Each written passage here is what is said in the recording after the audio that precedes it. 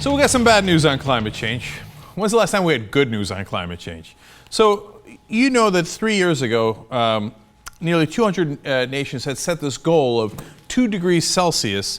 If we increase the temperature by 2 degrees, it was a non-binding agreement, of course, right? If we increase the temperature, global temperature by 2 degrees Celsius from the baseline, we have all agreed that we're screwed. So how are we doing in that goal? Not too well. Last year, carbon emissions did not decrease, they increased. Of course, they went up by 3.2%. Now, let me give you some stunning numbers that go along with that. We put in nearly 38.2 billion tons of carbon dioxide into the air last year. That's a giant number. Now, let me give you some perspective. First of all, it was, of course, 1 billion tons more than the year before. So it keeps going up and up and up. Okay, how much was it? 2.4 million pounds of carbon dioxide released into the air every second. Pause there and think about that. Nearly 2.5 million pounds of carbon dioxide every second of every day for the whole year. But of course, conservatives who want to protect the ExxonMobils of the world, et cetera, say, no, that probably has no effect. No, man-made? No. Tides go in, tides go out. Who can explain it? Glenn Peters is with the Center for International Climate and Environmental Research. He says the only way is to start reducing world emissions now and throw everything we have at the problem. Are we going to do that? Of course not.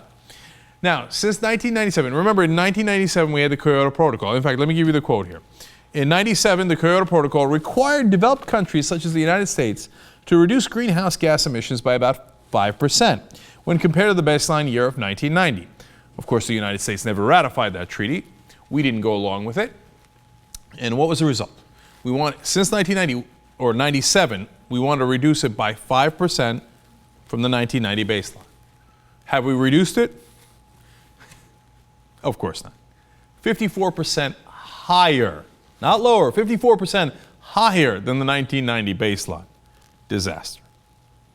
And by the way, it's not that nobody took good action. Some people across the world actually meant what they said. Since 1990, the EU, that's the European Union, has decreased its greenhouse gases by 18%, while the US has increased its emissions by 10.8%. So the EU, great job doing what they're supposed to. We're falling asleep at the wheel here. And when we fall asleep at the wheel, I would say we're going to crash into an iceberg, except it turns out there is no iceberg left because of climate change. So, but that does lead to a lot of flooding, and we're in a world of trouble here. So, one piece of good news, though, and that doesn't happen often. I just read today that President Obama is actually secretly negotiating with the Chinese.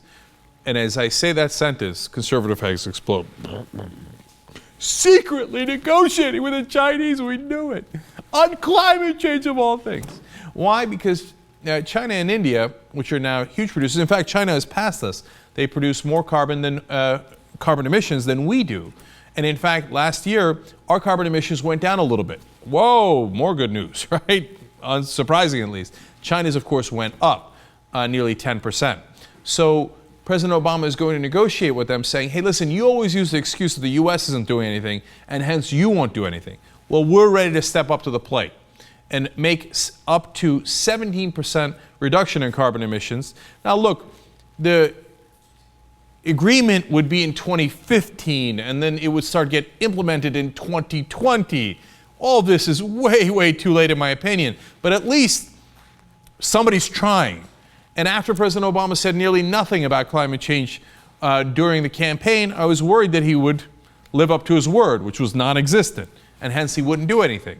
But it is a bit of good news that they were actually engaging with the Chinese and others to actually try to do something about this disastrous climate change that continues to get worse every single year.